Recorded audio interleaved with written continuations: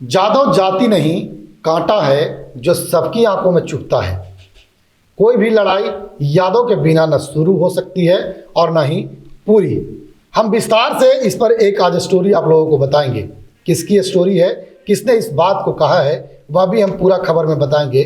बस हमारे साथ अंत तक बने रहिए और सिटी न्यूज के साथ जुड़े रहिए। और अगर हमारे चैनल को अब तक सब्सक्राइब नहीं किया है, फॉलो नहीं किया है, तो फॉलो करके इस खबर को पूरा देखिए। आपको हम विस्तार से एक बताएंगे इस कहानी के पीछे का कारण क्या है, क्यों यह कहानी लिखी गई है। एक जाति है जादव।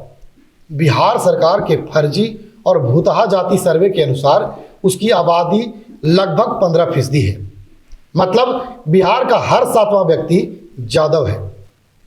जाति सर्वे इसलिए भूतहा और फर्जी है कि इसका आंकड़ा जाति सर्वे रिपोर्ट के अलावा और कहीं मिलेगा। कोई कोर्ट ने भी इसे फर्जी मानते हुए सर्वे के आधार पर आरक्षण के नए प्रावधान को खत्म कर दिया था। हम जादव जाति की बात कर रहे थे। आज़ादी के बाद से ही जादव जाति राजनीति का अपरिहार्य तत्व रहा है। समाजवाद की पूरी लड़ाई जादवों के भात रोटी और कंधे पर लड़ी गई थी। एक भूमिहार नेता थे अंबिका बाबू, अंबिका प्रसाद सिंह नाम था उनका। उन्होंने बातचीत में कहा था कि हमने यादवों का भात खाकर आजीवन समाजवाद का झंडा ढोया है। मतलब यादवों के भात में ही समाजवाद था। आज भी समाजवाद की छाया कहीं दिखाई पड़ती है तो वह भी यादवों के आसपास ही। यादवों ने समाजवाद की पालकी सब दिन ढोया है। इसी पालकी में बैठकर कर्पूरी ठाकुर से लेकर नीतीश कुमार तक ने राजनीति से लेकर सत्ता तक की यात्रा की है। समाजवाद की पालकी में यादवों का कंधा नहीं होता तो ना कर्पूरी ठाकुर होते और ना ही नीतीश कुमार। आपको लगता है कि लालू यादव का नाम क्यों छोड़ दिए? तो लालू यादव भी उसी कड़ी के नेता थे, लेकिन वे खुद कहार की भूमिका में थे, पालकी ढो रहे थे। 1988 में कर्पूरी ठाकुर के निधन के बाद समाजवादियों को लगा कि समाजवाद को ताकतवर बनाए रखने के लिए नेतृत्व यादवों को ही देना चाहिए। कई वरिष्ठ यादव नेता थे और समृद्ध परिवार से थे। उस समय विचार आया कि इन लोगों ने अपने अपने इलाके में जातीय प्रताड़ना और भेदभाव नहीं झेला है, जबकि लालू यादव जातीय प्रताड़ना और भेदभाव के शिकार रहे हैं। ये सामंतवादियों और सवर्णों से ज़्यादा मुखरता से लड़ सकते हैं। इसी आधार पर उन्हें नेता प्रतिपक्ष के लिए उपयुक्त माना गया। बिहार विधानसभा का चुनाव के बाद पूरी लोकतांत्रिक तरीके और मत विभाजन से जनता दल विधायक दल का नेता लालू यादव को चुना गया और मुख्यमंत्री बने। बाद में नीतीश कुमार को सांप्रदायिक शक्तियों को साथ लेकर तथा स्वर्णों के साथ बने रहने के बाद कुर्सी नसीब हुई। 1990 में लालू यादव के मुख्यमंत्री बनने के बाद यादवों की सामाजिक और राजनीतिक भूमिका बदली। अब तक जो समाजवाद की बात कर रहा था और गैर स्वर्णों जातियों का ढाल बन रहा था, सत्ता में आने के बाद स्वर्णों और जिन्हें सामंती कहा जाता है उनके खिलाफ आक्रामक हो गया। यह आक्रामकता स्वर्णों को चुभ रही थी। स्वर्ण लालू यादव के खिलाफ मुखर होने लगे, जबकि गैर स्वर्णों को पहली बार खुली हवा में सांस लेने का एहसास हुआ। इसने बिहार की राजनीति और सामाजिक जमीन को झकझोर दिया।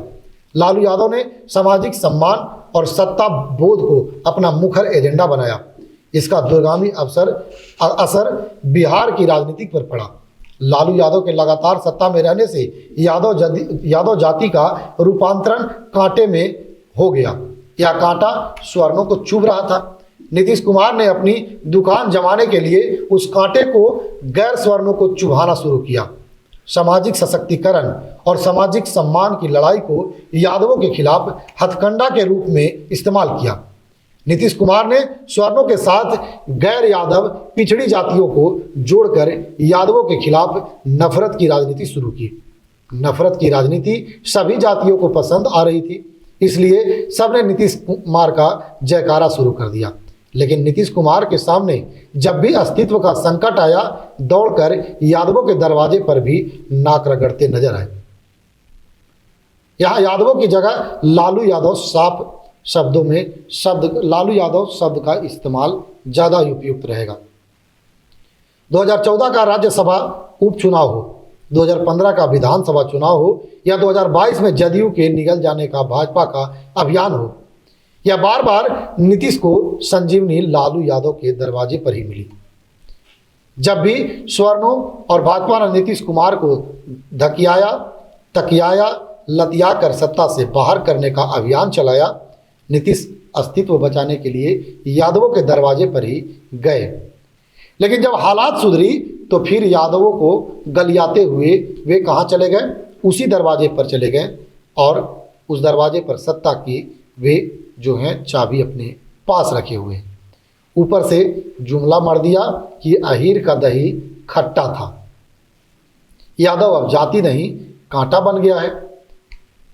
वह अब हर किसी के आंखों में चुभता है।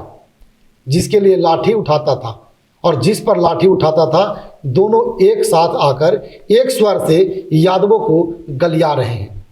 दोनों की आंखों में समान रूप से चुभ रहा है। यही यादवों की असली ताकत है कि अपने और पराये सभी दुश्मनों को साथ लड़ रहा है और अपनी सत्ता और सम्मान की लड़ाई को जीवंत बनाए हुए है। यह भी सच है कि गैर स्वर्णों की कोई भी लड़ाई यादव के बिना न शुरू हो सकती है और न पूरी हो सकती है।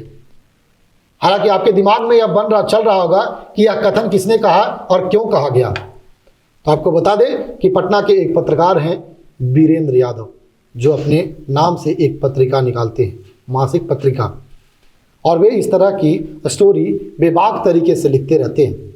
उन्हीं के द्वारा यह लिखा हुआ यह स्टोरी है जिसे हम आपको इस खबर के माध्यम से आपके बीच रखा। बाकी आपकी क्या प्रतिक्रिया इस खबर को लेकर के आप कमेंट बॉक्स में ज़रूर बताइएगा। सोचिएगा, सोच समझ कर अपनी कमेंट को कमेंट बॉक्स में लिखिएगा। बाकी तब तक के लिए दीजिए हमें इजाज़त। देखते रहिए CTM न्यूज़।